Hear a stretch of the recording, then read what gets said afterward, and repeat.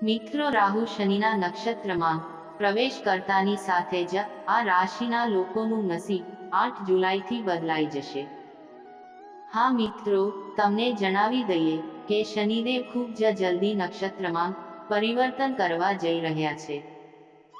શનિના નક્ષત્રમાં રાહુનો પ્રવેશ હવે કેટલીક રાશિઓનું જીવન બદલાવા જઈ રહ્યું છે, જેના કારણે હવે 12 રાશિઓમાંથી કેટલીક રાશિઓ પર શનિદેવની કૃપા થશે, જેના કારણે નસીબ બદલાઈ જશે.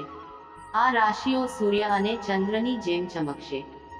મિત્રો, ચાલો તમને જણાવીએ કે આ રાશિના જાતકોને શનિના નક્ષત્રમાં રાહુના પ્રવેશથી ઘણો ફાયદો થવાનો છે, જે આ રાશિના લોકોના જીવનમાં ખુશીઓ જ લાવશે. ચાલો તમને જણાવીએ કે જ્યોતિષમાં રાહુને માયાવી ગ્રહ માનવામાં આવે છે અને શનિને ગ્રહોનો ન્યાયાધીશ માનવામાં આવે છે. એવી સ્થિતિમાં શનિ અને રાહુ મળીને 8 જુલાઈએ શનિની ઉત્તરા ભાદ્રપદમાં પ્રવેશ કરશે. શનિના નક્ષત્રમાં રાહુનું આગમન કેટલીક રાશિઓ માટે ખૂબ જ ફાયદાકારક સાબિત થશે. આ રાશિના જાતકોને કરિયરમાં આર્થિક પ્રગતિ અને સફળતા મળી શકે છે. તો મિત્રો, આપણે વિડીયોમાં આગળ જાણીશું કે એ કઈ રાશિઓ છે જે રાશિ ચિહ્નો પર શનિદેવ વિરાજમાન છે. તો મિત્રો, તમને જણાવી દઈએ કે આ 5 રાશિના લોકો માટે અને ભગવાન શનિદેવ મહારાજના સાચા ભક્તો માટે આ વિડીયો ખૂબ જ મહત્વપૂર્ણ બનવાનો છે. એ કઈ રાશિ છે તે જાણીએ તે પહેલા, હે શનિદેવ મહારાજ, હું તમને હાથ જોડીને વિનંતી કરું છું કે જે લોકો આ વિડીયોને એક લાઈક કરશે અને ચેનલને સબસ્ક્રાઇબ કરશે, તેમના જીવનમાં કોઈ દિવસ દુઃખ કે પીડા ના આવે અને તેમનું સ્વાસ્થ્ય હંમેશા સ્વસ્થ અને તંદુરસ્ત રહે અને તેમનું ઘર હંમેશા ધન દોલતથી ભરેલું રહે. તો કોમેન્ટ બોક્સમાં પ્રેમથી જય શનિદેવ જરૂરથી લખજો અને તમારા એક મિત્રને આ વિડીયો શેર કરજો. મિત્રો, તમને જણાવી દઈએ કે શનિદેવ મહારાજને ન્યાયના દેવતા કહેવામાં આવે છે કે જે વ્યક્તિ પોતાના જીવનમાં જે પણ કામ કરે છે તે બધા કામો પર શનિદેવ નજર રાખે છે. એટલા માટે શનિદેવને કર્મના દેવતા કહેવામાં આવે છે. જેઓ સારા કાર્યો કરે છે તેમને શનિ દોષનો સામનો કરવો પડે છે. જે માતા છાયા છે, મૃત્યુ તેના ભાઈ, શનિદેવ કર્મોના દેવતા છે. જ્યારે શનિદેવને તેની પત્નીથી ક્રૂર ગ્રહનો શ્રાપ મળ્યો હતો. ગભરાવાની જરૂર નથી, કારણ કે રાહુના શનિમાં પ્રવેશને કારણે આ 12 માંથી 4 રાશિના લોકોને 8 જુલાઈથી સુખની ભેટ મળશે. નંબર 1, મેષ રાશિ. મેષ રાશિના લોકો માટે તમારા જીવનમાં આવનારી તમામ મુશ્કેલીઓ દૂર કરો.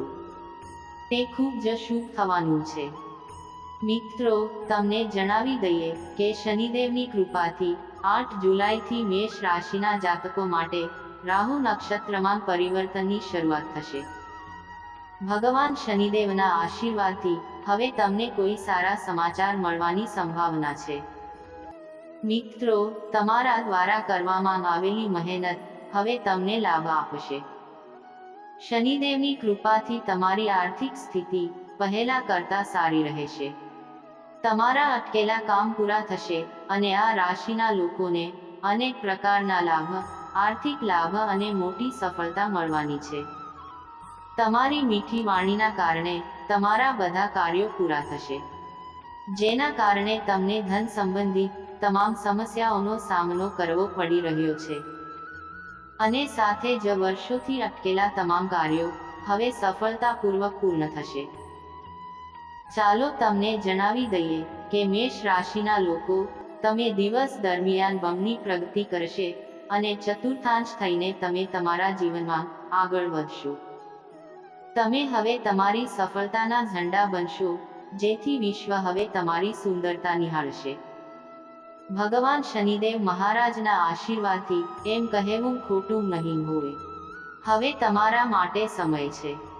તમને જણાવી દઈએ કે લાઈફ પાર્ટનર સાથે સારો તાલમેલ રહેશે. આ સમય દરમિયાન તમારી પસંદગી થશે.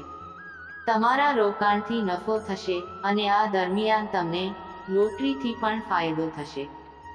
આ સાથે તમારી આવક અને નફો વધશે અને તમને પરિવારના સભ્યોનો સહયોગ પણ મળશે. નંબર 2, સિંહ રાશિ. સિંહ રાશિના જાતકોને કહો કે શનિ 7મા ભાવનો સ્વામી છે અને સિંહ રાશિના લોકોને કહો કે વકીલો માટે આ શ્રેષ્ઠ સમય છે.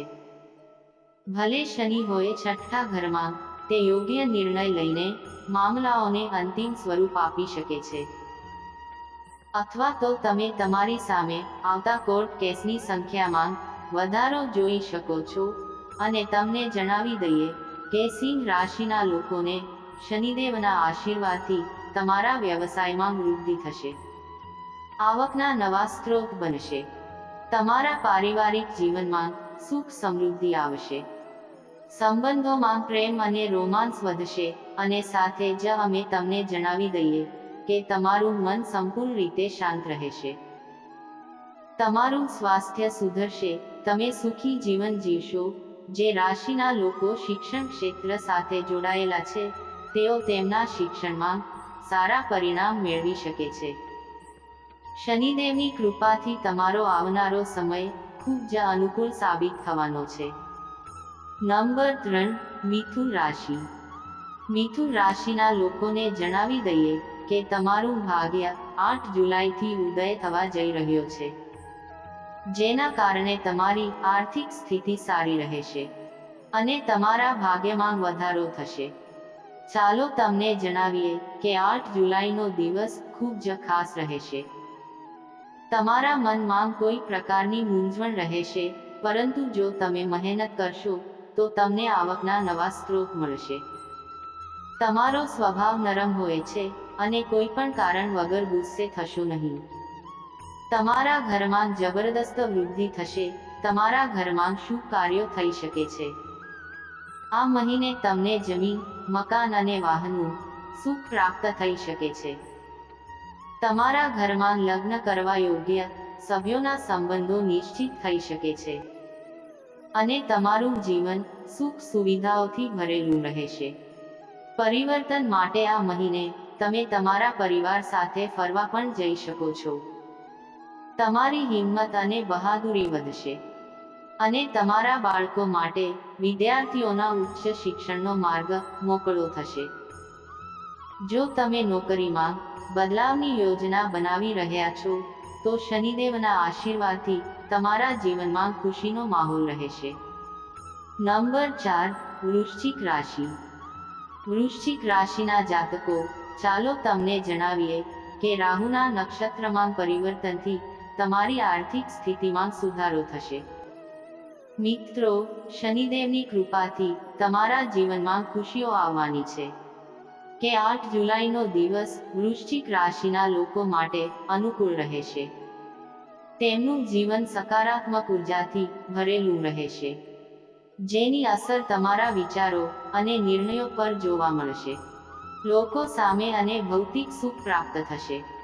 નોકરીમાં લોકોના ખરાબ દિવસો સમાપ્ત થશે અને હવે તમે સફળતા તરફ આગળ વધી શકશો, જેમાં તમારા મિત્રો મદદરૂપ થશે. જો તમે નવો ધંધો શરૂ કરવા માંગો છો, તો આવતીકાલનો દિવસ સારો રહેશે. અને જે વિદ્યાર્થીઓ ઉચ્ચ શિક્ષણ માટે વિદેશ જવા માંગે છે, તેમની ઈચ્છા આવતીકાલે પૂર્ણ થઈ શકે છે. પછી જીવનસાથી સાથે સારા સંબંધ રહેશે અને ઘરના બાળકો સાથે રહેવાથી મન શાંત રહેશે અને તમે પણ ખુશ દેખાશો. નંબર 5, તુલા રાશિ. તુલા રાશિના જાતકોને જાણવી દઈએ કે તમે કોઈ સમસ્યાનો સામનો કરી રહ્યા છો. તમને તમારા જીવનસાથી સાથે ક્યાંક આધ્યાત્મિક યાત્રા પર જવાની શક્યતા છે. તમારા માટે સુખદ વાતાવરણ રહેશે.